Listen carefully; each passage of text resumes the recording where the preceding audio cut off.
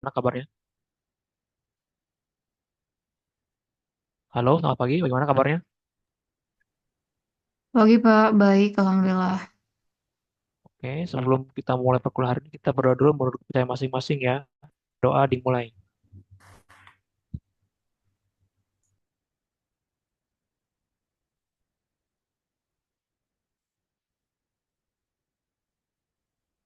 Berdoa selesai.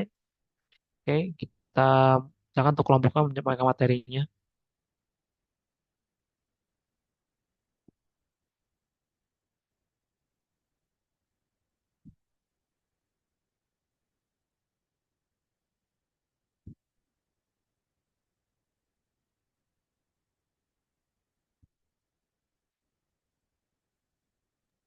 Baik, Assalamualaikum warahmatullahi wabarakatuh. Selamat pagi kepada yang terhormat Bapak Setio Ferry Wibowo, SEMSI, beserta Bapak Adi MM. Di sini kami dari kelompok 7, Manajemen A, ingin memaparkan materi kami mengenai kajian aspek ekonomi dan sosial dari studi kelayakan bisnis. Mungkin boleh di next. Oke, di sini kami kelompok 7 terdiri dari 6 orang. Di sini perkenalkan, saya Erika Westari ditemani oleh kelima teman saya. Ada Andre Kurniawan, ada Asti Febrianti, ada Hendra Akbar Wijaya, ada Lika Putri, dan ada Salsabila Putri.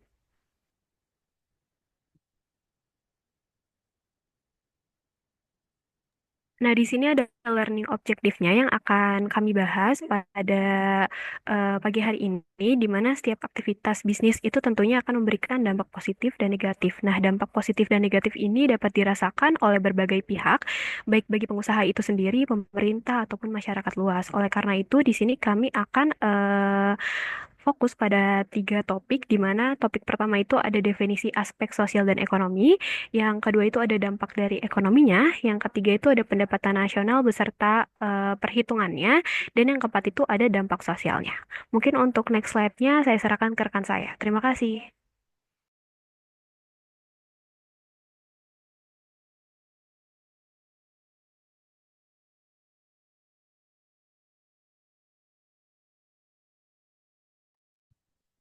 Baik, yang selanjutnya yakni akan membahas topik mengenai definisi aspek sosial dan ekonomi.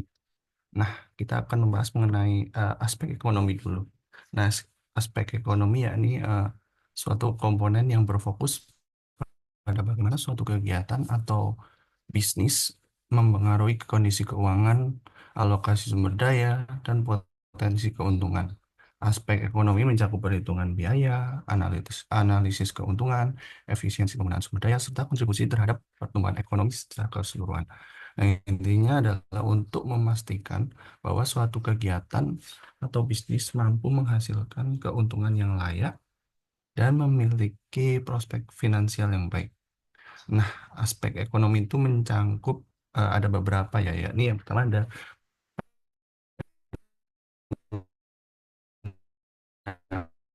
pendapatan dan biaya, yakni aktivitas usaha. Yang selanjutnya, yang kedua yakni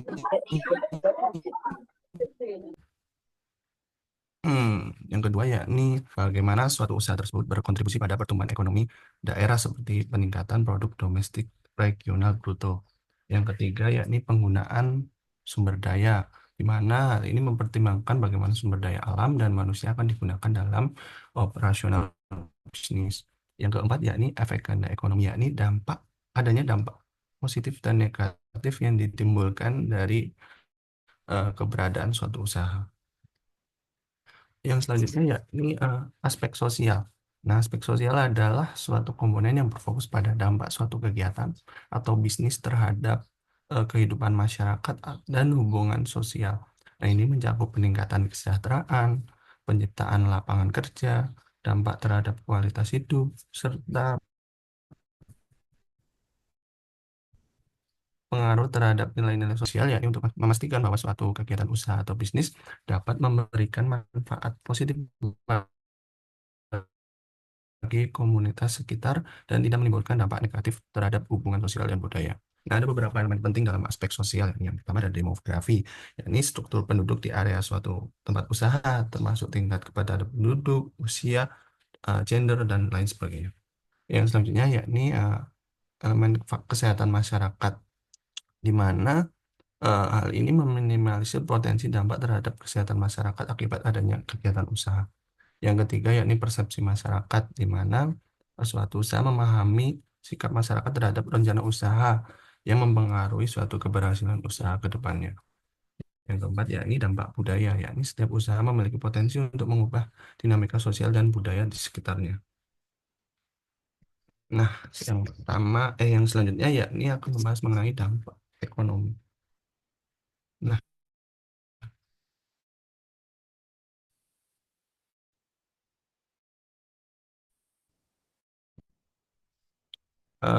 menimbulkan ekonomi. Nah, ada beberapa dampak ekonomi, yakni yang pertama ada peningkatan ekonomi rumah tangga.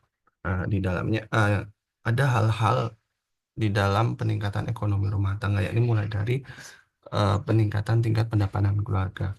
Jadi suatu investasi atau usaha memberikan peningkatan pendapatan masyarakat, terutama bagi masyarakat yang diterima bekerja di lokasi pabrik maupun yang di luar pabrik atau di sekitar pabrik dengan cara usaha-usaha yang lain seperti berdagang ataupun membuka jasa yang lain.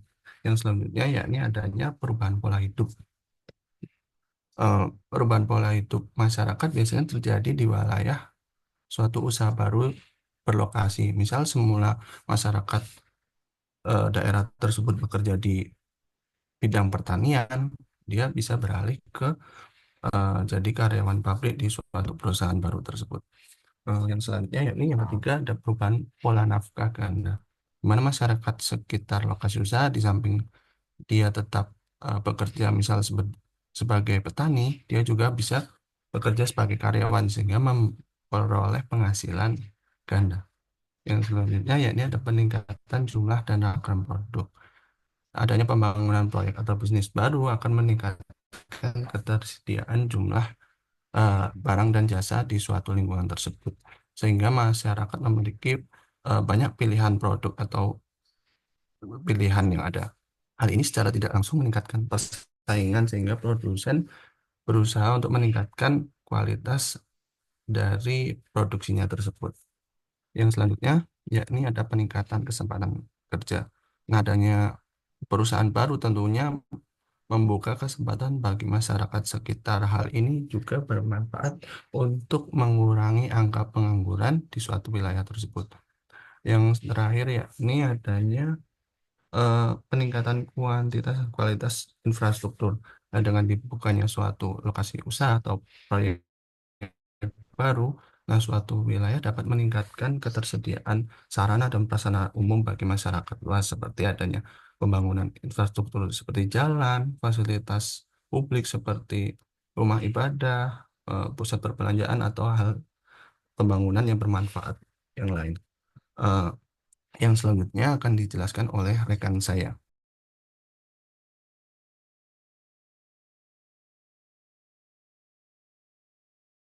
Oke, selanjutnya itu mengenai menggali, mengatur, dan juga menggunakan ekonomi sumber daya alam. Di mana dampak pengelolaan sumber daya alam ada beberapa aspek penting yang perlu diperhatikan agar penggunanya itu bisa berkelanjutan, adil, dan memberikan manfaat bagi masyarakat luas. Nah, yang pertama itu ada pemilikan dan penguasaan sumber daya alam yang teratur, di mana pemilikan dan penguasaan sumber daya alam yang baik perlu didasarkan pada prinsip keadilan. Artinya, luas lahan yang dimiliki oleh individu atau kelompok harus ditentukan secara proporsional agar tidak terjadi ketimpangan dalam penguasaan lahan.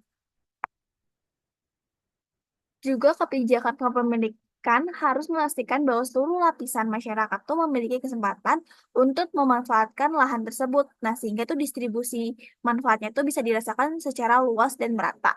Dan juga penguasaan yang teratur akan mencegah praktik monopoli atau penguasaan lahan secara berlebihan oleh pihak tertentu yang berpotensi menghilangkan akses masyarakat terhadap sumber daya penting. Lalu juga aturan yang ketat mengenai kepemilikan lahan yang mencegah konflik sosial yang sering muncul akibat perebutan sumber daya. Lalu poin kedua itu penggunaan lahan yang efisien dan efektif.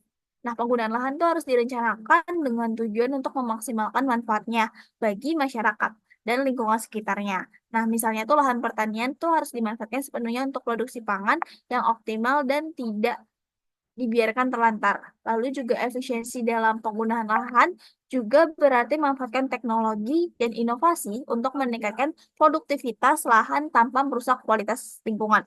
Penggunaan lahan yang efektif itu memastikan bahwa lahan tersebut dapat memberikan manfaat jangka panjang, seperti meningkatkan ketahanan pangan, menyediakan bahan-bahan baku industri, dan menambah nilai ekonomi bagi masyarakat setempat. Lalu yang ketiga itu peningkatkan nilai tambah sumber daya alam, di mana untuk meningkatkan nilai tambah sumber daya alam tidak hanya dieksploitasi dalam bentuk mentah, tapi juga harus melakukan proses pengolahan yang dapat menambahkan nilai ekonomisnya. Misalnya hasil pertanian itu yang diolah menjadi produk makan, atau produk lainnya memiliki nilai jual yang lebih tinggi. Nilai tambah ini juga membuka lapangan kerja dan meningkatkan pendapatan masyarakat karena tuh prosesnya pengolahan memerlukan tenaga kerja dan menciptakan peluang usaha baru. Nah, dengan adanya peningkatan nilai tambah, sumber daya alam menjadi lebih bernilai dan mampu berkontribusi lebih besar pada pertumbuhan ekonomi nasional.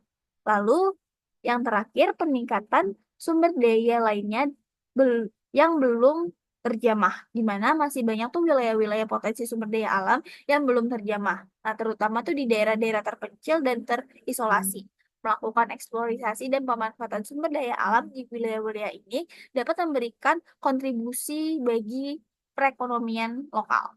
Lalu peningkatan sumber daya alam di daerah terpencil juga memberikan dampak positif bagi masyarakat setempat dengan menciptakan lapangan kerja yang baru dan juga membangun infrastruktur.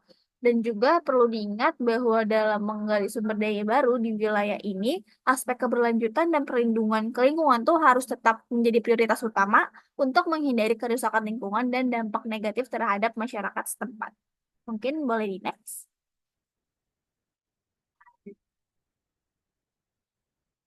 Oke, di sini lalu juga ada meningkatkan perekonomian pemerintah lokal serta regional, di mana ada beberapa poin penting untuk meningkatkan perekonomian pemerintah baik lokal maupun regional. Yang pertama itu menambah peluang dan kesempatan kerja dan berusaha bagi masyarakat, di mana meningkatkan peluang kerja dan usaha bagi masyarakat berperan penting dalam mengurangi angka pengangguran dengan memberikan akses kepada masyarakat untuk berpartisipasi dalam berbagai program yang berbau ekonomi seperti pelatihan keterampilan dan bantuan modal dapat mendorong kewirausahaan dan meningkatkan pendapatan. Lalu memberikan nilai tinggi tambah proses manufaktur.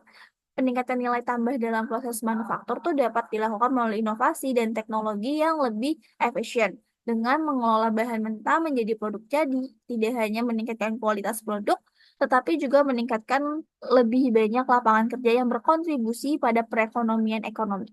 Lalu juga menambah jenis dan jumlah aktivitas ekonomi non-formal di masyarakat. Mendorong aktivitas ekonomi non-formal dapat memberikan peluang bagi individu yang tidak memiliki akses ke pekerjaan formal. Nah, sektor ini tuh seringkali lebih fleksibel dan dapat menyerap tenaga kerja itu lebih cepat karena memberikan alternatif sumber penghasilan bagi masyarakat. Lalu juga ada pemerataan distribusi pendapatan. Pemerataan distribusi pendapatan itu penting untuk menciptakan kesejahteraan itu yang lebih merata dengan kebijakan yang mendukung redistribusi kekayaan seperti pajak progresif dan bantuan sosial. Kesenjangan sosial itu dapat diminimalkan sehingga meningkatkan stabilitas ekonomi dan sosial. Lalu juga ada meningkatkan efek ganda ekonomi, di mana investasi dan pengembangan sektor tertentu dapat menimbulkan efek ganda, di mana tuh peningkatan aktivitas ekonomi di satu sektor dapat merangsang pertumbuhan sektor lainnya. Nah, contohnya itu pengembangan infrastruktur dapat meningkatkan akses dan mendorong pertumbuhan bisnis-bisnis lokal. Lalu juga ada peningkatan produk domestik regional bruto (PDRB) yang lebih tinggi menunjukkan pertumbuhan ekonomi itu baik di suatu daerah. Meskipun peningkatan investasi, produksi, dan konsumsi PDRB dapat meningkat, yang mencerminkan kesehatan ekonomi lokal dan regionalnya. Lalu juga ada peningkatan pendapatan asal daerah (PAD) yang lebih tinggi itu memberikan pemerintah daerah yang lebih banyak sumber daya untuk membiayai pembangunan. Dengan meningkatkan pajak, retribusi, dan pengelolaan aset daerah, PAD itu dapat memaksimalkan untuk mendukung berbagai program pembangunan. Lalu juga ada menambah pusat-pusat pertumbuhan ekonomi di daerah tertentu, di mana pengembangan pusat-pusat pertumbuhan ekonomi di wilayah tertentu itu dapat merangsang investasi dan juga menciptakan lapangan kerja. Dengan fokus pada sektor unggulan, daerah tersebut itu dapat menjadi magnet bagi investasi dalam pengembangan bisnis mereka. Lalu menyediakan fasilitas umum yang sangat dibutuhkan masyarakat, di mana pengembangan fasilitas umum itu seperti sekolah, umum, rumah sakit, dan infrastruktur transportasi sangat penting untuk meningkatkan kualitas hidup di masyarakat. Fasilitas ini tuh mendukung pertumbuhan ekonomi dengan menciptakan lingkungan tuh yang lebih baik untuk bisnis kehidupan sehari-hari juga. Lalu juga ada menghemat devisa, di mana dengan memproduksi barang dan jasa dalam negeri yang dapat mengurangi ketergantungan pada impor, negara tuh dapat menghemat devisa kita, di mana hal itu mendukung stabilitas ekonomi dan memperkuat ketahanan ekonomi nasional. Lalu juga ada memperoleh pendapatan pajak dari sumber-sumber yang dikelola oleh perusahaan. Perusahaan yang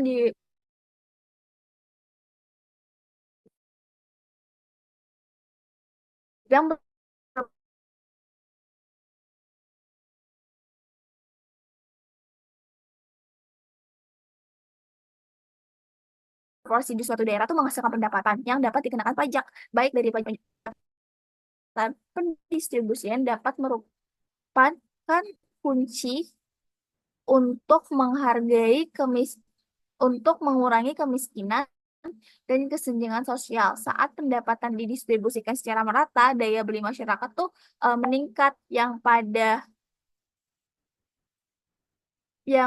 gilirannya tuh mendukung pertumbuhan ekonomi yang lebih inklusif dan juga berkelanjutan. Pemerataan ini tuh membantu menurunkan tingkat kemiskinan karena masyarakat yang sebelumnya terpinggirkan tuh akan memiliki akses yang lebih baik ke kebutuhan dasar seperti pendidikan, kesehatan, dan perumahan. Mungkin boleh di next.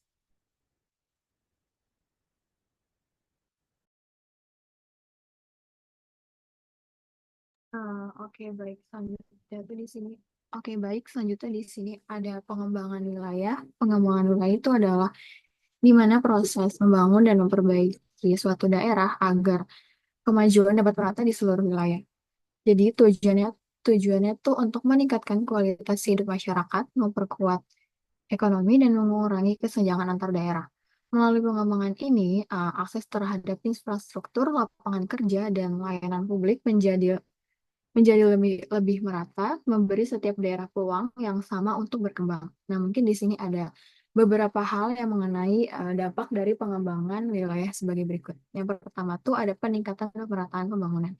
Di mana peningkatan pemerataan pembangunan ini intinya itu supaya proyek pembangunan bisa merata ke semua daerah Indonesia. Jadi tujuannya itu agar daerah yang kurang berkembang juga dapat memanfaatkan dari pembangunan. Jadi nggak cuma daerah yang maju aja, tapi dengan begitu diharapkan kesenjangan antara wilayah bisa berkurang dan semua bisa berkembang bareng. Nah, contohnya itu pada tol Trans Sumatera, yaitu pembangunan jalan tol di Sumatera, itu membuat akses antar kota menjadi lebih mudah, terutama di daerah yang dulunya susah dijangkau. Misalnya, pada pengiriman barang jadi lebih cepat karena jalur transportasi yang mulus, sehingga perdagangan antar daerah pun ikut berkembang. Nah, yang kedua ada peningkatan persatuan dan kesatuan bangsa, di mana peningkatan persatuan dan kesatuan bangsa ini pembangunan di berbagai daerah. Hal ini juga membuat rasa persatuan di antara masyarakat semakin kuat. Jadi ketika ada proyek pembangunan, banyak lapangan kerja baru yang muncul. Hal ini bisa mendorong dari berbagai suku dan budaya untuk saling berintegrasi sehingga rasa kebersamaannya bisa tumbuh. Nah, contohnya itu ada kawasan ekonomi khusus yang ada di Mandalika. Nah, proyek ini tidak hanya membawa banyak lapangan kerja baru, tetapi juga menarik pekerja dari berbagai daerah. Misalnya banyak pekerja dari luar Lombok datang untuk bekerja di sana. Nah, hal ini bisa membuat serta budaya dan kebiasaan dari tempat asal mereka yang menciptakan suasana yang lebih hidup dengan integrasi sosial yang lebih beragam dan positif antar masyarakat lokal dan pendatang. Nah, yang ketiga ini ada lingkungan pergaulan yang terbuka. Lingkungan pergaulan terbuka ini di mana pembangunan ini seringkali membuat daerah yang sebelumnya menjadi lebih terbuka. Hal ini biasanya itu terjadi di tempat yang ramai pendatang atau wisatawan. Dengan pembangunan ini, masyarakat lokal jadi lebih terbiasa dan berintegrasi dengan orang luar yang memperkaya keberagaman budaya di daerah tersebut. Nah, contohnya itu ada pada di Bandara Internasional di Labuan Bajo, yaitu dengan adanya bandara ini, Labuan Bajo kini menjadi destinasi yang ramai dikunjungi dari turis luar negeri. Misalnya masyarakat lokal yang hanya berintegrasi dengan sesama warga setempat kini mulai menjadi uh, mengenal budaya-budaya asing dan cara pandang yang baru. Nah, kehadiran wisatawan asing ini membawa suasana yang lebih dinamis dan masyarakat menjadi lebih terbuka terhadap budaya dari luar. Nah, yang terakhir itu membuka isolasi wilayah, di mana salah satu dampak dari pembangunan infrastruktur ini yaitu menghubungkan daerah yang terisolasi. Daerah yang sebelumnya sulit dijangkau karena kondisi geografis atau kurangnya infrastruktur bisa lebih mudah diakses setelah adanya pembangunan, di mana hal ini meningkatkan mobilitas masyarakat dan memperlancar distribusi barang dan jasa ke daerah yang dulunya terisolasi. Contohnya itu ada pada jembatan dan jalan di Papua, di mana infrastruktur baru di Papua ini seperti jembatan dan jalan membantu membuka akses bagi daerah pedalaman yang selama ini terisolasi. Misalnya, masyarakat di pedalaman Papua yang sebelumnya sulit mencapai kota-kota besar, kini bisa berpergian dan mengirim barang dengan lebih mudah. Kehadiran infrastruktur ini juga memperlancar arus barang dan membuat daerah yang dulunya terpencil jadi lebih terhubung dengan wilayah lain di Indonesia. Oke, boleh di next. Oke, selanjutnya itu setelah kita melihat dari dampak pengembangan wilayah tadi, kan penting untuk memahami aspek ekonomi yang mendukung proses ini. Jadi di sini saya akan jelasin komponen-komponen utama dalam konteks ekonomi yang perlu ditelah. Mungkin yang pertama ini ada ekonomi rumah tangga, di mana ekonomi rumah tangga ini adalah semua kegiatan produksi dan konsumsi yang dilakukan oleh individu atau keluarga untuk memenuhi kebutuhan sehari-hari. Di sini rumah tangga ini berfungsi sebagai unit ekonomi yang mengelola sumber daya seperti tenaga kerja dan uang untuk menghasilkan pendapatan yang digunakan untuk kebutuhan pokok seperti makanan, tempat tinggal, dan pendidikan. Contohnya itu pada program kredit usaha rakyat. Jadi program kredit usaha rakyat ini adalah salah satu upaya pemerintah untuk mendukung ekonomi masyarakat kecil. Misalnya, pada program ini memberikan akses pinjaman dengan bunga lebih rendah bagi pelaku usaha kecil dan menengah. Hal ini membantu mereka untuk mengembangkan usaha tanpa terbebani oleh bunga tinggi. Nah, dampaknya pendapatan keluarga pun bisa meningkat. Selain itu juga ada bantuan langsung tunai atau BLT yang diberikan untuk meningkatkan daya beli masyarakat, terutama bagi mereka yang berada di pedesaan. Nah, yang kedua nih ada ekonomi sumber daya alam, di mana ekonomi yang berbasis sumber daya alam ini fokus pada pentingnya mengelola sumber daya secara bijak dan berkelanjutan. Wilayah yang akan sumber daya seperti pertambangan, kehutanan, atau perikanan bisa memberi kontribusi besar bagi perekonomian nasional jika dikelola dengan baik. Tapi penting juga untuk memperhatikan keberlanjutan agar sumber daya alam ini tetap bisa dimanfaatkan untuk generasi yang mendatang. Contohnya itu mungkin di sini pada eksploitasi minyak dan gas di Cepu, yaitu di Jawa Tengah. Di Cepu ini eksplorasi minyak dan gas bumi yang dilakukan oleh BUMN dengan berkolaborasi pada perusahaan multinasional telah memberikan kontribusi besar terhadap perekonomiannya. Misal dari eksploitasi ini pemerintahan mendapatkan tambahan pemasukan dari PDB nasional. Selain itu, daerah setempat juga merasakan manfaatnya melalui pajak dan royalti yang bisa digunakan untuk membangun infrastruktur lokal. Nah, yang ketiga ini ada perekonomian lokal dan regional. Perekonomian lokal dan regional ini fokus pada kegiatan ekonomi yang terjadi di tingkat daerah. Di sini pemerintahan daerah berperan penting untuk menciptakan suasana yang mendukung investasi dan dan pengembangan usaha, di mana hal ini bisa melalui regulasi yang baik, memberikan insentif, dan membangun infrastruktur yang mendukung pertumbuhan ekonomi setempat.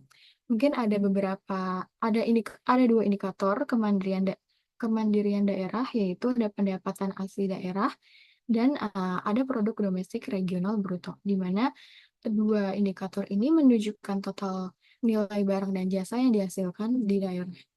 Nah, yang keempat ini ada pengembangan wilayah, di mana pengembangan wilayah ini adalah proses perencanaan dan pelaksanaan pembangunan yang menyeluruh untuk meningkatkan daya saing dan kapasitas suatu daerah. Hal ini tidak hanya fokus pada aspek ekonominya aja, tetapi juga mencakup aspek sosial, lingkungan, dan uh, agar pertumbuhan yang terjadi bisa berkelanjut.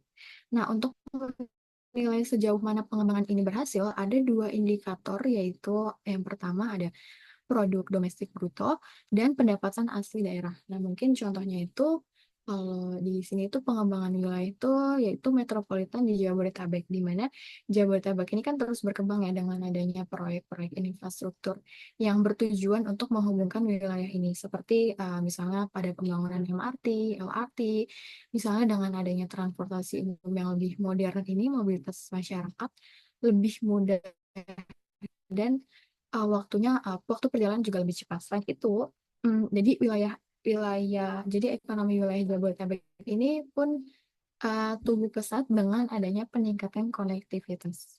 Boleh di next.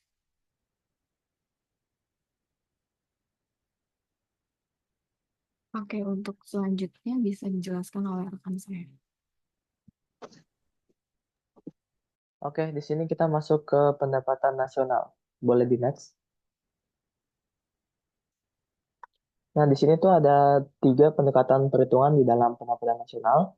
Di evaluasi kelayakan bisnis dari aspek ekonomi dapat kita lihat dari kontribusi proyek atau bisnis baru terhadap peningkatan pendapatan nasional atau regional yang tercermin di dalam peningkatan produk domestik bruto dan pendapatan asli daerah. Hal ini menunjukkan bahwa investasi memiliki dampak pada peningkatan pendapatan baik secara nasional maupun daerah. Selain itu, kelayakan bisnis juga dapat diukur dari apakah pendapatan per kapita masyarakat meningkat seiring dengan pertumbuhan sektor ekonomi. Untuk dapat menghitung pendapatan nasional, ada 3 pendekatan utama yang dapat kita gunakan. Yang pertama itu ada pendekatan produksi atau production approach. Pendekatan produksi mengukur pendapatan nasional dengan menjumlahkan nilai tambah atau value added dari seluruh sektor produksi dalam perekonomian selama satu periode tertentu. Biasanya dilakukan 1 tahun. Nilai tambah adalah selisih antara nilai output dan nilai input yang digunakan di dalam proses produksi. Sektor-sektor ekonomi dikelompokkan menjadi 3. Yang pertama itu ada sektor primer, seperti pertanian, peternakan, kehutanan, dan perikanan, serta pertambangan dan penggalian. Yang kedua ada sektor sekunder, yaitu industri, pengolahan, serta listrik, gas, dan air. Yang ketiga ada sektor tersier, yaitu perdagangan, hotel, restoran, telekomunikasi, transportasi, dan jasa lainnya. Kemudian pendekatan ini memiliki keunggulan yaitu dapat memberikan gambaran yang jelas tentang kontribusi masing-masing sektor terhadap perekonomian dan memungkinkan analisis struktur produksi suatu negara, serta memiliki kelemahan yaitu sulit untuk menghitung nilai tambah pada sektor informal dan membutuhkan data yang sangat detail dan akurat. Untuk rumus pendekatan dari produksi ini bisa kita lihat yaitu adalah Y sama dengan buka kurung P1 dikali X1 kurung tutup, ditambah buka kurung P2 dikali X2 kurung tutup, ditambah dengan sektor-sektor lainnya sampai sektor kesekian, di mana P adalah harga barang dan Q adalah kuantitas barang. Kemudian yang kedua yaitu pendekatan pendapatan atau income approach. Pendekatan ini menghitung pendapatan nasional dengan menjumlahkan seluruh pendapatan yang diterima oleh pemilik faktor produksi, yaitu tenaga kerja, modal, tanah, dan kewirausahaan. Pendapatan ini meliputi upah atau gaji, yaitu balas jasa tenaga kerja, kemudian sewa, yaitu balas jasa pemilik tanah, bunga yaitu balas jasa pemilik modal, dan keuntungan atau profit yaitu balas jasa pengusaha. Pendekatan ini memiliki keunggulan yaitu menunjukkan distribusi pendapatan di antara faktor-faktor produksi dan memungkinkan analisis mengenai kesenjangan pendapatan, serta memiliki kelemahan yaitu sulit untuk mengukur pendapatan dari faktor produksi yang tidak berwujud, misalnya seperti sumber daya alam, dan ada kemungkinan terjadinya penghitungan ganda. Dan di sini bisa kita lihat, yaitu rumus pendekatan pendapatannya adalah Y sama dengan W ditambah R ditambah I ditambah P. di mana W di sini adalah upah atau gaji, R itu adalah sewa, I adalah bunga, dan P adalah keuntungan. Kemudian yang ketiga yaitu adalah pendekatan pengeluaran atau expenditure approach. Pendekatan pengeluaran menghitung pendapatan nasional dengan menjumlahkan seluruh pengeluaran dari berbagai sektor ekonomi, yaitu rumah tangga, perusahaan, pemerintah, dan masyarakat luar negeri. Jenis pengeluaran tersebut meliputi konsumsi rumah tangga, yaitu berupa pengeluaran untuk barang dan jasa oleh rumah tangga, kemudian investasi, yaitu pengeluaran oleh perusahaan untuk investasi dalam bentuk barang modal, selanjutnya pengeluaran pemerintah, yaitu pengeluaran pemerintah untuk barang dan jasa, dan yang terakhir adalah ekspor neto, atau X dikurang M, yaitu selisih antara nilai ekspor dan impor. Pendekatan ini memiliki keunggulan yaitu mudah dipahami dan dapat dihitung, serta dapat memberikan gambaran tentang komposisi permintaan agregat. Sedangkan untuk kelemahannya yaitu tidak semua pengeluaran mencerminkan produksi di dalam negeri, misalnya untuk barang-barang impor, dan ada kemungkinan terjadinya penghitungan ganda. Untuk rumus pendekatannya di sini bisa kita lihat yaitu adalah Y sama dengan C plus 1, Y sama dengan C plus I ditambah G ditambah X dikurang M.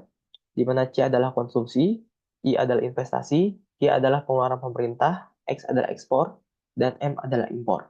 Boleh di next. Untuk selanjutnya akan dilanjutkan oleh rekan saya. Selanjutnya ada contoh soal. Jadi di sini diberikan contoh soal yaitu PT Adidaya bergerak di bidang hutan tanaman industri di Kabupaten Bogor, Provinsi Jawa Barat dengan area seluas 76.000 hektar. Nah, investasi ini diperkirakan dapat meningkatkan pendapatan masyarakat sebagai berikut. Berikut komponen pendapatan nasionalnya. Jadi pertama itu ada gaji. Pertama ini ada gaji yang merupakan kompensasi utama bagi karyawan tetap di perusahaan. Pada tahap pembangunan proyek ini, total gaji yang dibayarkan adalah 2.351.300 perak per tahunnya. Nah, begitu masuk ke tahap produksi, jumlah gaji ini meningkat jadi 3.476.700 rupiah per tahunnya. Peningkatan itu penting karena semakin tinggi gajinya, semakin besar daya beli karyawan. Artinya mereka bisa berbelanja lebih banyak sehingga perputaran uang di masyarakat sekitar ini jadi lebih efektif. Terus yang kedua itu ada upah. Selanjutnya ada upah yaitu pembayaran untuk tenaga kerja harian atau pekerja yang sifatnya itu sementara. Di tahap pembangunan, upah totalnya adalah 940.000 per tahun. Tapi saat proyek ini berjalan penuh di tahap produksi, upah ini naik signifikan hingga 12.420.500 rupiah per tahunnya. Kenapa ini besar? Karena tenaga harian ini mungkin diambil dari masyarakat sekitar. Jadi naiknya upah ini menunjukkan bahwa proyek ini memberi kesempatan kerja lebih besar bagi penduduk lokal. Semakin banyak penduduk yang bekerja, maka semakin tinggi pula pendapatan yang mereka terima. Yang ketiga itu ada pajak. Komponen ketiga adalah pajak. Saat proyek masuk ke tahap produksi, perusahaan ini mulai dikenakan pajak sebesar 13.200.000 per tahunnya. Pajak ini penting karena langsung masuk ke kas pemerintah daerah. Yang keempat itu ada penyusutan. Penyusutan ini yaitu penilaian penurunan aset perusahaan seperti mesin atau peralatan yang digunakan selama produksi. Di tahap pembangunan, penyusutan tercatat sebesar 1.145.200 rupiah. Tapi di tahap produksi nilainya 0. Nah, penyusutan itu sebenarnya tidak menambah pendapatan langsung, tapi perlu diperhitungkan supaya kita tahu biaya total yang dikeluarkan perusahaan untuk menjaga aset tetap berfungsi dengan baik. Yang kelima itu ada laba setelah pajak.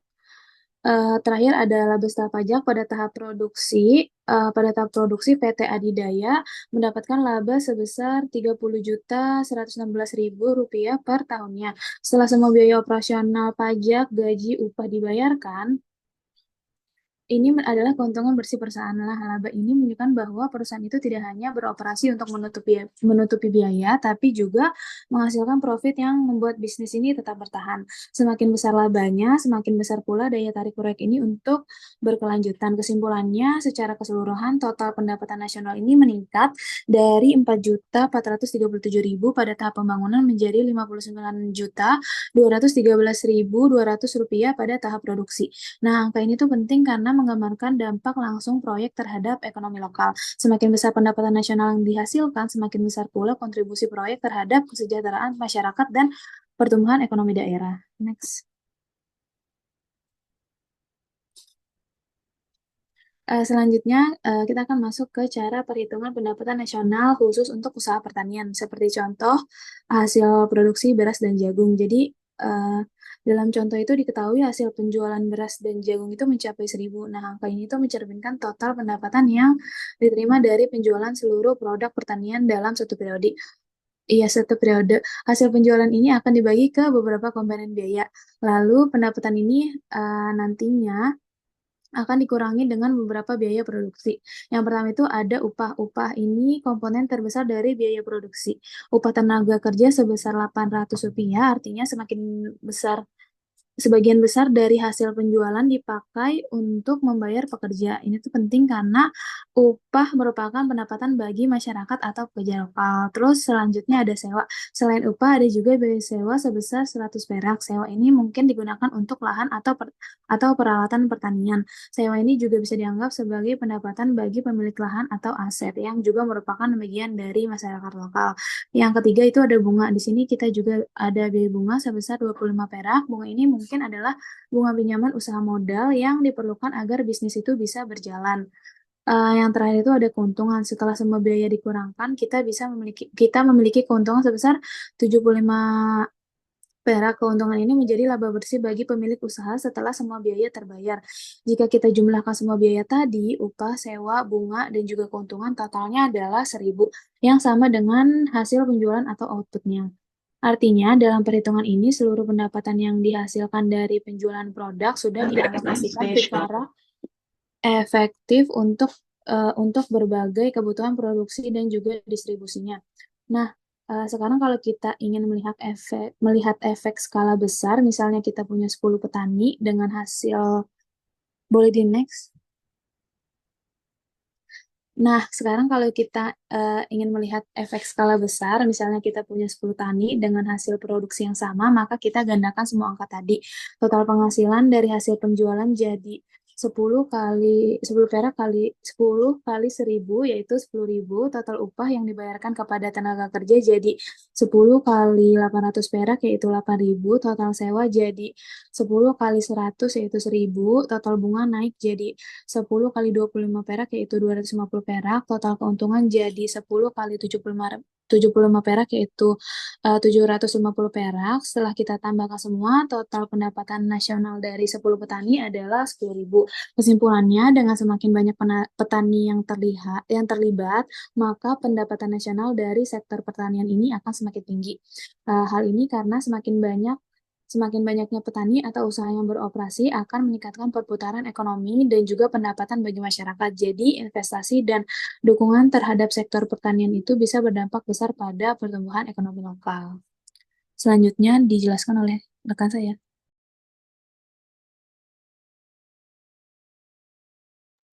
Boleh di next? Oke. Nah, di sini itu ada pembahasan sebelumnya. Sorry. Pembahasan mengenai dampak sosial, di mana kan tadi kan udah dijelasin juga kalau suatu proyek atau investasi itu akan memberikan dampak ekonomi ya. Nah, di sini ada beberapa dampak sosialnya, boleh di next. Yang pertama itu ada perubahan demografi. Di sini untuk perubahan demografi sendiri ada tiga poin penting yang akan dibahas. Yang pertama itu ada perubahan struktur penduduk, di mana proyek atau investasi baru dapat menarik pendatang dari luar daerah, yang hal ini tuh bisa mengubah komposisi penduduk berdasarkan usia, jenis kelamin, dan mata pencaharian. Situasi ini juga dapat menciptakan ketimpangan dalam struktur penduduk lokal. Jika seluruh pekerja itu pekerja muda atau pekerja laki-laki. Namun di sisi positifnya itu dapat meningkatkan kebutuhan akan tenaga kerja terampil yang akan memacu peningkatan pendidikan masyarakat sekitar. Nah, yang kedua itu ada perubahan komposisi tenaga kerja seperti yang udah dijelasin tadi. Proyek baru biasanya meningkatkan partisipasi angkatan kerja dengan membuka lapangan pekerjaan baru yang dapat mengurangi tingkat pengangguran. Meski demikian, hal ini seringkali disertai dengan pergeseran pekerjaan dari sektor tradisional ke sektor industri baru yang dapat menciptakan ketidakpastian bagi tenaga kerja yang tidak siap beradaptasi dengan perubahan tersebut. Nah, untuk poin yang terakhir itu ada tingkat kelahiran, kematian, dan imigrasi. Jadi, proyek yang meningkatkan akses terhadap pelayanan kesehatan juga akan menurunkan angka kematian bayi dan meningkatkan kesejahteraan masyarakat. Namun, proyek tersebut juga dapat menarik migrasi besar-besaran baik ke dalam maupun keluar daerah yang dapat menyebabkan perubahan demografis yang tidak stabil. Boleh di next?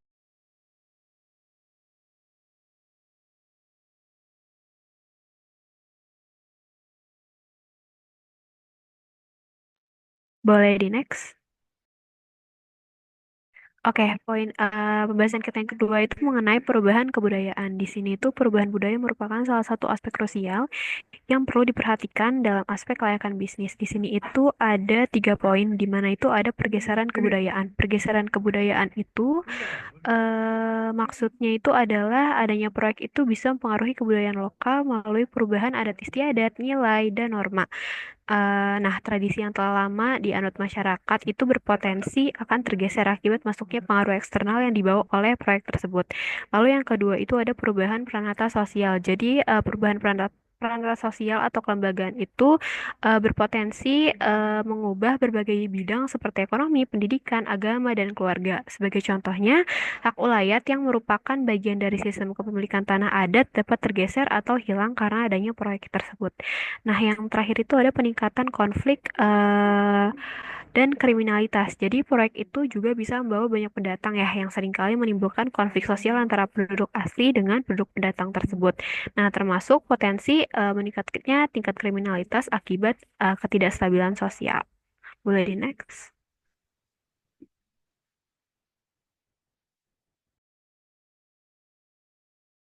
Oke, pembahasan yang terakhir itu mengenai perubahan kesehatan masyarakat. Di sini ada 3 poinnya. Yang pertama itu adanya potensi timbulnya penyakit. Jadi, rencana pembangunan itu juga dapat memicu peningkatan angka kesakitan dan kematian. Misalnya, perubahan lingkungan yang tidak dikelola dengan baik dapat menyebabkan munculnya penyakit baru atau penyebaran penyakit yang sudah ada, seperti penyakit menular atau penyakit yang terkait dengan kebersihan lingkungan.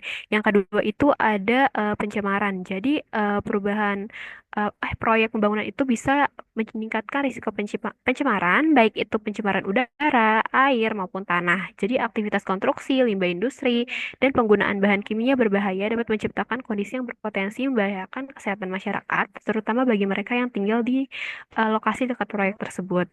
Nah, yang ketiga itu ada perubahan status gizi masyarakat. Jadi rencana pembangunan ini juga dapat mempengaruhi pertanian dan akses terhadap makanan yang dapat mengubah status gizi masyarakat. Nah, ketersediaan dan akses terhadap makanan bergizi itu dapat berkurang yang dapat menyebabkan masalah kesehatan terkait gizi seperti malnutrisi atau obesitas. Nah, yang terakhir itu ada perubahan karakteristik. Jadi perubahan karakteristik ini maksudnya itu dengan adanya migrasi penduduk akibat pembangunan, karakteristik demografi seperti usia, jenis kelamin, dan status kesehatan yang dapat berubah. Hal ini tuh bisa menciptakan populasi yang lebih rentan terhadap penyakit tertentu. Jadi tergantung pada faktor risiko yang terkait dengan kelompok si pendatang ini. Boleh di next. Oke, mungkin itu adalah pembahasan terakhir dari kelompok kami. Kurang lebihnya mohon maaf. Wassalamualaikum warahmatullahi wabarakatuh. Mungkin dikembalikan ke Pak Andi sebelum membuka sesi pertanyaan.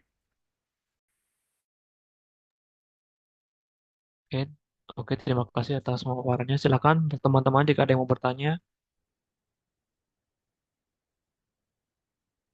sebutkan nama dan NIM.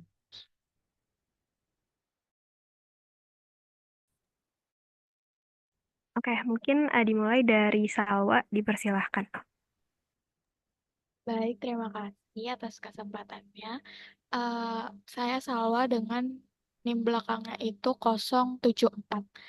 Izin bertanya, proyek proyek pembangunan itu kan sering banget berpotensi menimbulkan dampak negatif ya pada kesehatan masyarakat, terutama jika terjadi pencemaran pencemaran udara, air, ataupun tanah akibat aktivitas konstruksi atau produksi. Nah, dalam hal ini, bagaimana kalian mengantisipasi dan merancang strategi mitigasi untuk meminimalkan risiko kesehatan masyarakat sekitar? Apakah ada prosedur khusus yang disiapkan untuk pengelolaan limbah atau pengendalian dampak lingkungan sehingga kesehatan masyarakat tetap terjaga, tapi proyeknya tetap bisa lanjut?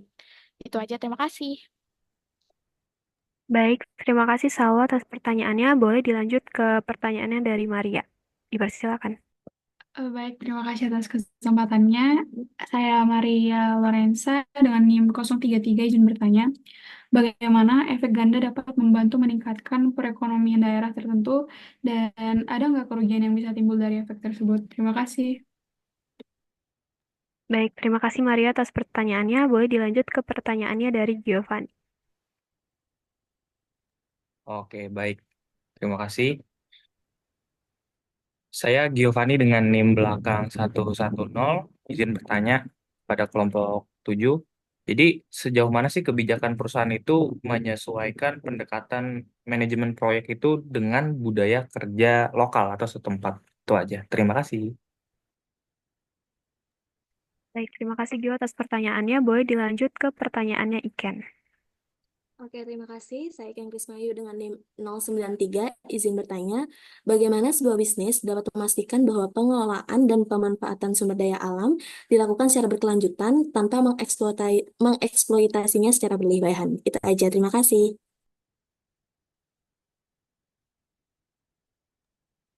Oke, boleh dilanjut ke pertanyaannya dari Anur. Dipersilakan. Oke, baik. Terima kasih kepada kelompok 7 yang telah mempresentasikan uh, materi kelompoknya. Tadi kan kalian bahas tuh, Anur NIM berapa? Anur NIM? NIM-nya? mohon maaf Pak, NIM-nya 013 Pak. Bukan. Tadi kan kelompok 7 membahas mengenai yang saya dengar itu rata-rata tentang keuntungan. Nah, yang pengen saya tanyain itu di kelompok 7, ada nggak sih dampak buruk dari uh, dari ini kepada aspek budayanya gitu. Apakah cuman hanya dampak baik yang ada gitu, dampak buruknya ada nggak sih seperti itu? Sekian, terima kasih. Oke, makasih Anur atas pertanyaannya. Boleh dilanjut ke pertanyaan terakhir dari Zahrani. Dipersilakan. Oke, sebelumnya terima kasih atas kesempatannya. Saya Zahrani Denisa Pramesela dengan NIM 125 izin bertanya. Bagaimana pemerataan distribusi pendapatan dapat membantu mengurangi kemiskinan dan kesenjangan sosial dan strategi apa yang bisa diterapkan untuk memastikan hasil pembangunan ekonomi dinikmati secara merata oleh semua lapisan masyarakat. Itu aja. Terima kasih. Baik, terima kasih Zahrani atas pertanyaannya. Mungkin Bapak kami izin berdiskusi sebentar untuk menjawab pertanyaan-pertanyaannya. Terima kasih. Oke, silakan. Oke, sambil menunggu temannya ini ngejawab pertanyaan dari kalian, saya mau review materi kalian hari ini ya. Secara umum saya lihat sudah bagus, ya, sudah masuk untuk materi sudah sesuai dengan NPS, saya sudah sesuaikan.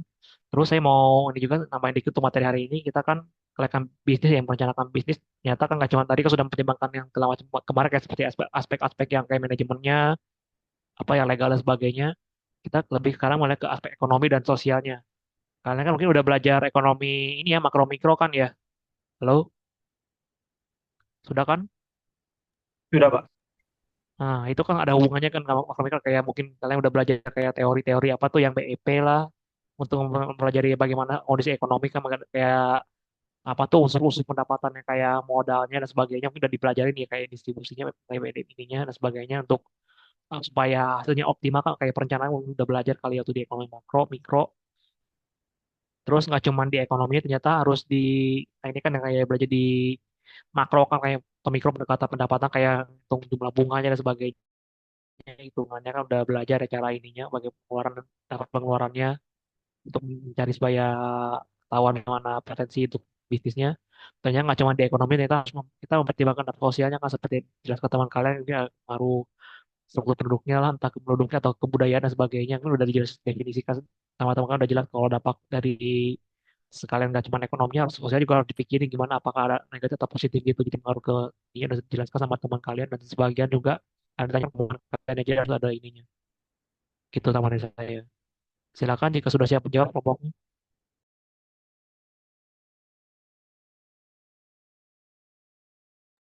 Baik, Pak, mungkin saya izin menjawab pertanyaan dari Giovanni ya, Pak. Jadi pertanyaan dari Gio itu adalah sejauh mana kebijakan perusahaan menyesuaikan pendekatan manajemen proyek dengan budaya kerja setempat. Jadi menurut pendapat kelompok saya, ketika perusahaan itu beroperasi di berbagai wilayah atau negara, budaya kerja yang berbeda itu bisa memengaruhi cara mereka itu menjalankan proyek. Jadi penyesuaian ini penting agar proyek berjalan lancar dan mendapat dukungan dari tim lokal. Nah, misalnya nih di budaya yang lebih hierarkis, perusahaan itu mungkin perlu mendapatkan persetujuan dari atasan di setiap tahap proyeknya. Nah, di budaya yang lebih kolaboratif, perusahaan tersebut bisa mengambil pendekatan yang lebih fleksibel, melibatkan banyak anggota tim dalam pengambilan keputusan.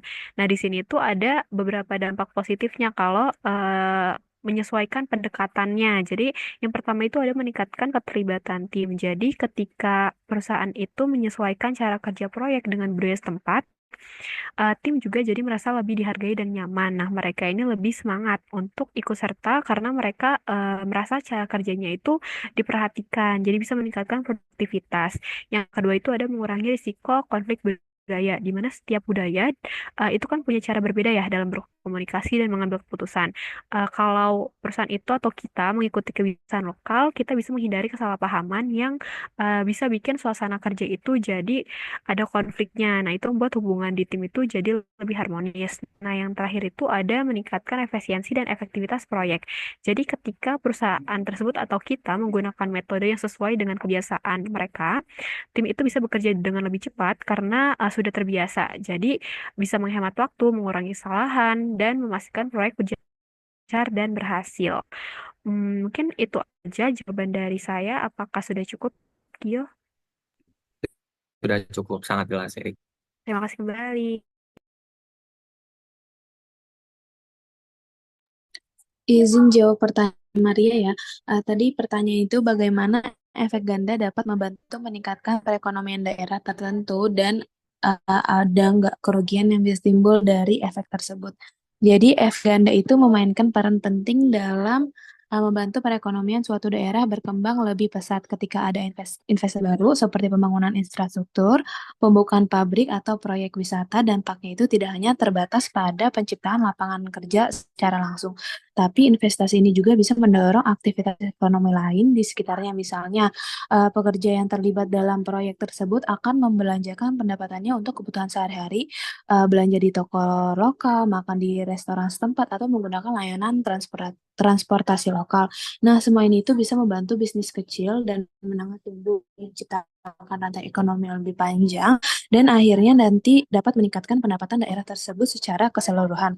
Namun di sisi lain, efek ganda ini juga memiliki potensi resiko kerugian. Salah satunya adalah jika uh, pertumbuhan yang terjadi ini tidak merata atau tidak dikelola dengan baik, yang bisa menyebabkan inflasi lokal. Misalnya, dengan permintaan yang tinggi, harga barang dan jasa itu bisa meningkat, yang membuat beban hidup lebih berat bagi masyarakat yang berpenghasilan rendah. Selain itu, dalam beberapa kasus, jika investasi atau proyek tersebut selesai dan tidak diikuti dengan proyek lanjutan atau pengembangan yang berkelanjutan, ekonomi ini bisa melambat atau stagnan, sehingga bisa menciptakan efek boom and bust atau siklus yang tidak stabil.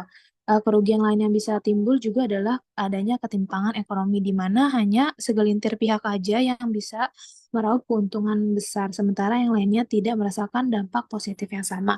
Hal ini bisa menciptakan ketidakpuasan sosial dan ketidakstabilan ekonomi dalam jangka panjang. Jadi meskipun efek ganda ini memiliki potensi besar untuk mendorong pertumbuhan ekonomi daerah, penting bagi pemerintah, investor, dan juga pemangku kepentingan lainnya untuk memastikan perencanaan dan pengelolaan yang matang agar manfaat yang dihasilkan dapat dirasakan secara merata dan berkelanjutan, serta meminimalkan potensi kerugian yang mungkin terjadi. Mungkin itu saja. Apakah sudah menjawab, Maria? Sudah cukup menjawab. Terima kasih.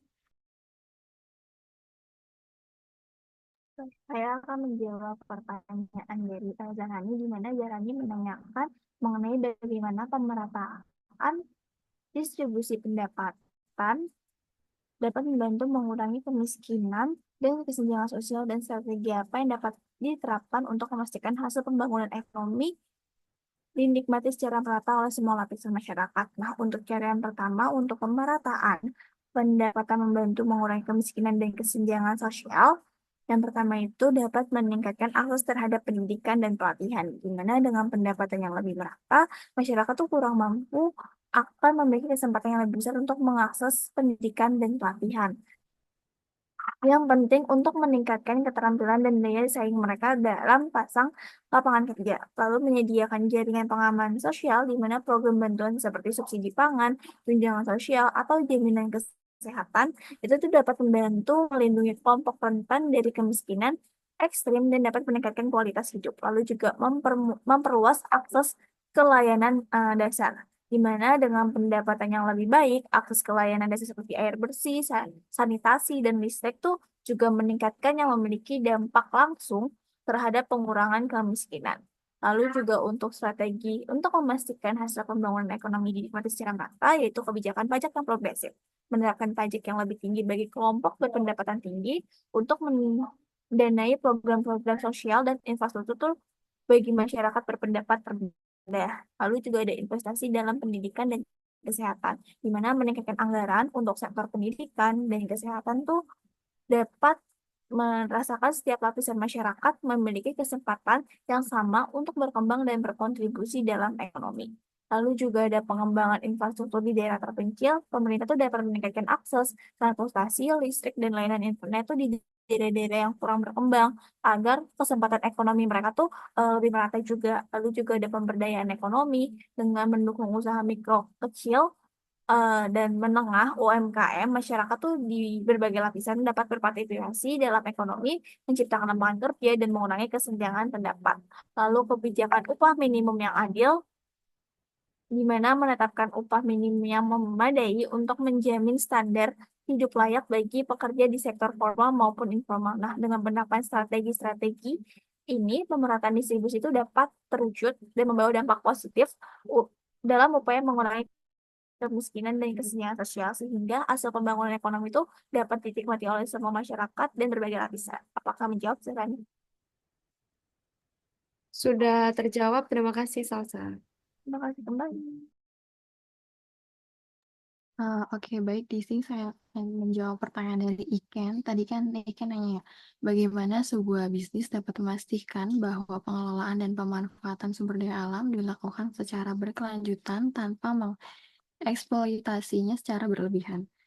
Nah, mungkin di sini jawabannya agar bisnis dapat mengelola sumber daya alam secara berkelanjutan tanpa terjebak dalam eksploitasi berlebihan, perusahaan perlu mengembangkan pendekatan menyeluruh yang menggabungkan inovasi teknologi, tanggung jawab sosial, dan kolaborasi yang kuat. Nah, mungkin langkah pertama itu berinvestasi dalam teknologi berlanjutan. Misalnya perusahaan bisa menggunakan teknologi hijau yang mengurangi jejak karbon, menghemat air, dan memaksimalkan daur ulang limbah. Dengan melakukan ini, perusahaan tidak hanya menjaga lingkungan, tetapi juga meningkatkan reputasinya di mata konsumen yang peduli dengan isu-isu lingkungan. Nah, langkah kedua penting juga untuk menjalin hubungan yang baik dengan masyarakat lokal. Hal ini bukan hanya sekedar menciptakan lapangan pekerja, tetapi juga melibatkan masyarakat dalam pengelolaan sumber daya melalui program pemberdayaan dan pelatihan. Nah, masyarakat juga bisa mendapatkan pengetahuan dan keterampilan yang dibutuhkan untuk menjaga kelestarian lingkungan. Nah, dengan cara ini mereka merasakan manfaat ekonomi sekaligus bertanggung jawab terhadap lingkungan di sekitar mereka. Nah, mungkin selanjutnya itu ada langkah di mana kerjasama dengan pemerintah dan organisasi lingkungan juga sangat penting. Nah, misalnya dengan membangun kemitraan, perusahaan dapat memastikan bahwa pengguna sumber daya alam ini dilakukan secara bertanggung jawab. Kerjasama ini membantu perusahaan mengikuti regulasi yang mendukung keberlanjutan dan menetapkan standar operasional dengan yang lebih baik. Nah, dengan langkah-langkah ini, perusahaan juga dapat mencapai keuntungan ekonomi yang stabil, berkontribusi pada pelestarian lingkungan dan kesejahteraan masyarakat. Melalui inovasi ini, keterlibatan masyarakat dan kolaborasi yang erat, pengelolaan sumber daya alam bisa dilakukan dengan cara bertanggung jawab dan berkelanjutan. Mungkin itu aja jawabannya. Apakah terjawab, Iken? Sudah terjawab. Terima kasih, Asti. Sama-sama, Iken.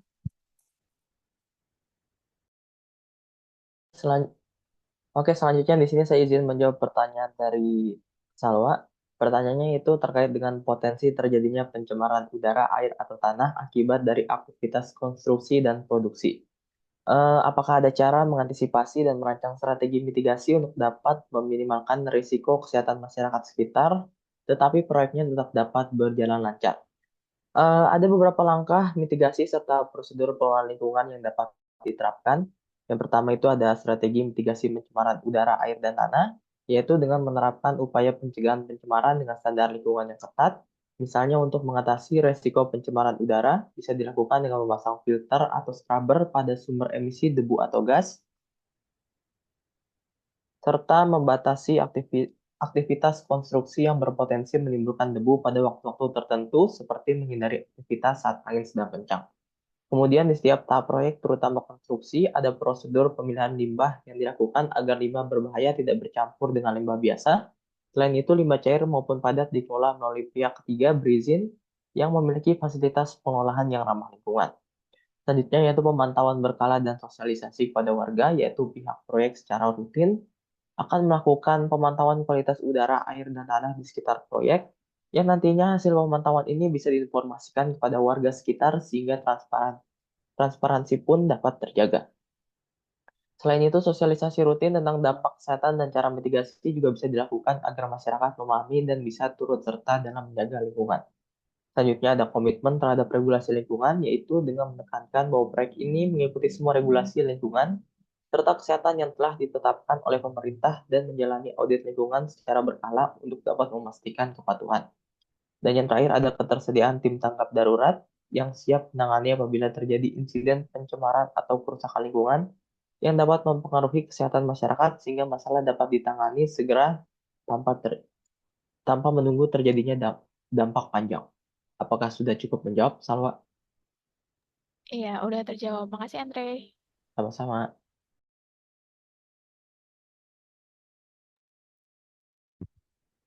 Sudah semua? Oh, kurang saya, Pak. Saya akan Oh, menjawab pertanyaan dari Mas Anur ya tadi.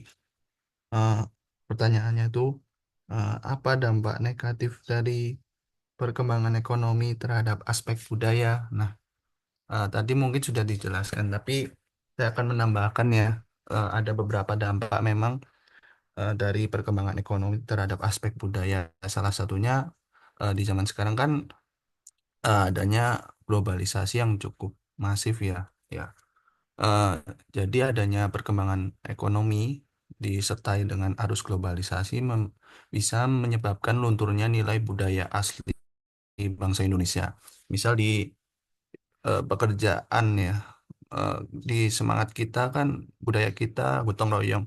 Nah, mungkin di globalisasi itu ada dampak buruk yang dihasilkan seperti adanya individualisme dalam pekerjaan ataupun eh, gaya kurangnya dalam aspek gotong royong atau kebersamaan seperti itu. Yang selanjutnya ada komersialisasi budaya di mana perkembangan ekonomi juga menyebabkan adanya eh, komersialisasi budaya di mana seperti budaya lokal tradisi seni itu hanya dijadikan produk komersial untuk menarik wisatawan, di mana hal ini dapat menghilangkan makna asli dari praktik budaya tersebut. Nah, selanjutnya yaitu adanya perubahan gaya hidup di mana perkembangan ekonomi yang ada menyebabkan masyarakat lokal tertarik pada pengaruh budaya barat yang dimana tidak semuanya itu bagus. Seperti contohnya di fashion ya, fashion dari produk-produk luar kan tidak ada yang beberapa tidak sesuai dengan budaya Indonesia dan masyarakat cenderung lebih memilih condong ke penggunaan budaya barat yang kurang etis tersebut. mungkin adanya yang selanjutnya juga ada kesenjangan sosial yang diakibatkan adanya perkembangan ekonomi yang berpengaruh terhadap eh, adanya ketegangan sosial atau kelompok-kelompok masyarakat dalam menyikapi budaya yang ada tersebut. Mungkin itu saja sih jawaban dari saya. Apakah sudah jelas, Mas Anur? Oke, berarti dampak sosial ekonomi itu sangat berpengaruh terhadap sosial budaya juga seperti itu, Bang. Iya, Baik Mas. negatif maupun positif. Oke, baik. Terima kasih, Bang. Ya, sama-sama, Mas Anur.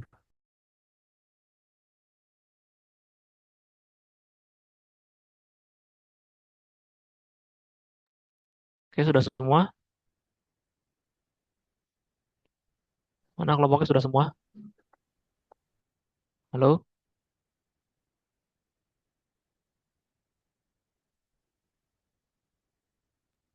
Itu kelompok Mungkin siapa? sudah. Andre udah semua? Halo? Sudah Pak, sudah semua. Ya, sinyalnya punya gangguan kali. Oke, kalau sudah semuanya ditutup aja silakan kelompoknya.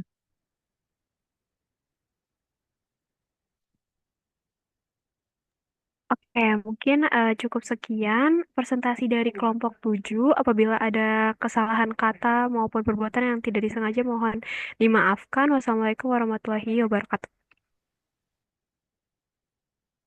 Waalaikumsalam. Ya, terima kasih atas pemaparannya. Saya sedikit nge-review pertanyaan teman kalian hari ini. Secara mungkin pertanyaan kalian sudah ini ya, ada bagus ya.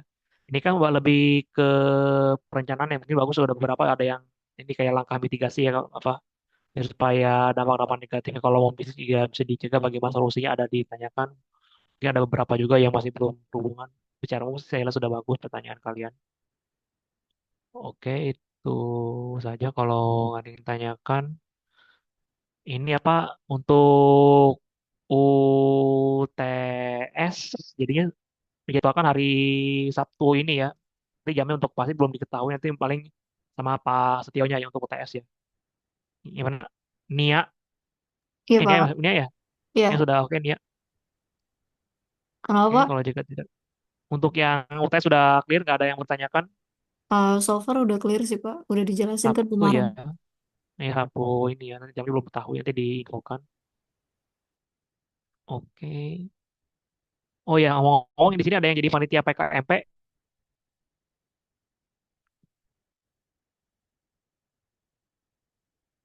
Eh, ada Pak beberapa, bukan Nah, ya aman. panitianya sih Pak, tapi lebih ke yang ngawasinnya, BPH Hmm, himanya.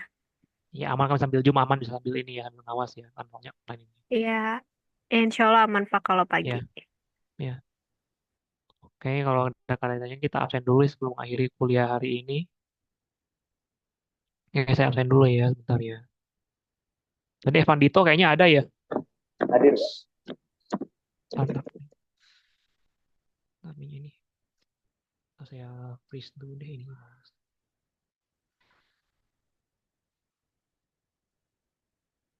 Bentar saya freeze pen dulu.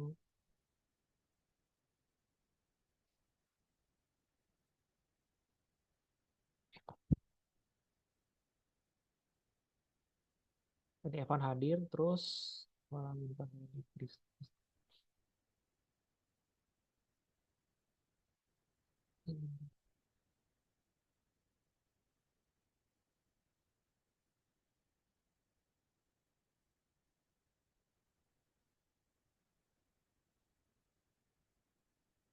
Tadi Evan terus Andre Kurniawan.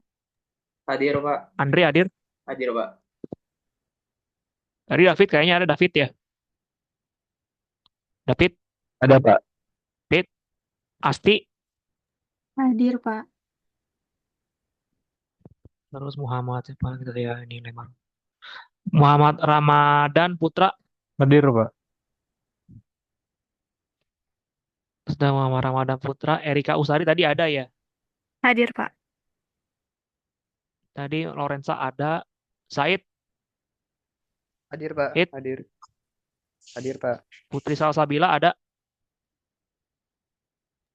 Put, Hadir, Pak. Mia, Hadir, Pak. Mia ada, Hadir, Pak. Jikri, Jikri Alamsah, Jikri, Jikri, coba di chat ada nggak? Cek dulu aku juga. Jikri Alamsah. Di Zoom ada. Mbak Ferry juga hari ini tidak kan. Oh, di gangguan ya udah ada hari ini Jikri Alamsah.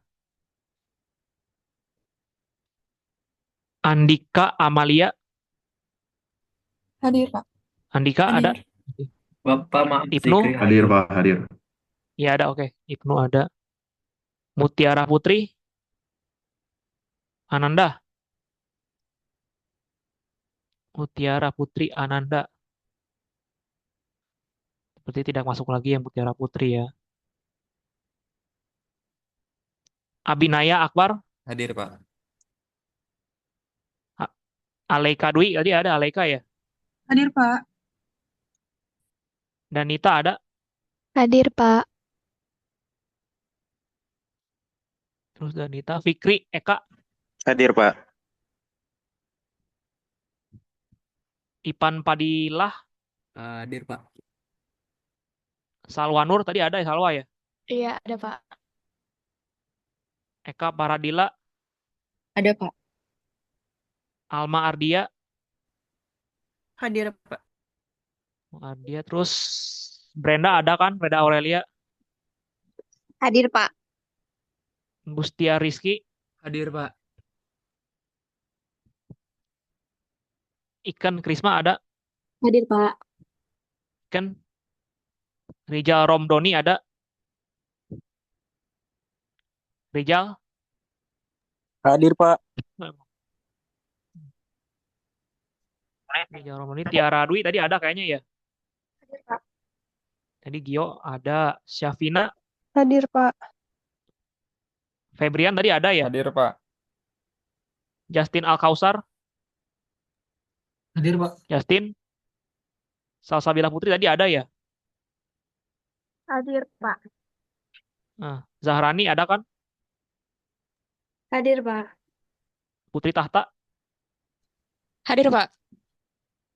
Terus Dito Habib, Hadir, Pak. Made Tiara ada. Hadir, Pak. Raffi Raditya, Hadir, Pak. Dina Nur, Hadir, Pak. Farhan. Hadir, Pak. Tadi saya tengok kelewatan. Farhan ada. Julio Matthew ada kan? Hadir, Pak. Julio Matthew. Tadi Like ada. Ezra ada kan? Ada, Pak. Ezra. Melviani Ezra ada. hadir, Pak. Melviani ada kan? Mel. Melpi. Melviani nggak ada ya. Nia ada. Anur ada. Faisal apa nih? Faisal Andrianto ada. Hadir, Pak. Faisal hadir. Saidatul. Hadir, Pak. Hendra ada. Nur Hidayah. Nur. Nur. Di Zoom ada sih, Pak. Ada. Nanti ada. Hadir. Hadir, Pak. Hadir. Nah, Salsabila Vesya. Hadir, Pak. Hadir. Nisa. Amelia. Hadir, Pak. Oke, tidak ada. Ada yang belum kelewat apa? Ada yang belum absen atau kelewat? Bapak Zikri hadir, Pak. Zikri siapa namanya? Zikri Alamsyah. Nim? NIM-nya 047 terakhir. Zikri Alamsah. Ya udah saya absen. Makasih, Pak. Ada lagi? Yang Melvi kelewat, yang hadir, kelewat. Pak. Siapa? Melviani. Melviani Fitis ada. Iya, Pak. Terus ada lagi yang kelewat. Berarti hari ini yang nggak hadir Mutiara Putri Ananda ya.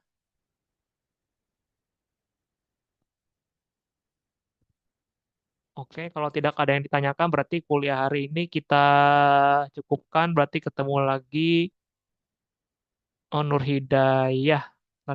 Oh, tadi Nur Hidayah bentar ya. Kelewat tadi.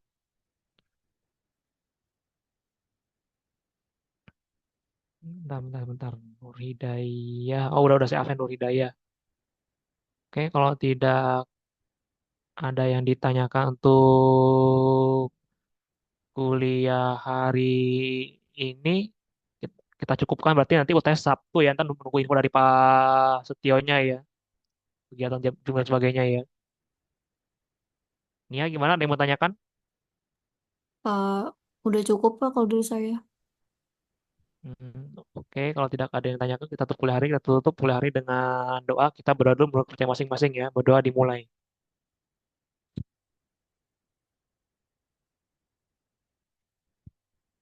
Berdoa selesai. Oke, ketemu di minggu depan. Selamat siang, selamat beraktivitas. Selamat Ya, siang, Pak. Makasih, Selamat Pak. siang, ya Pak. Pak Terima Setio, kasih, Pak Pak. Adit ya sudah. Ya, masih izin live.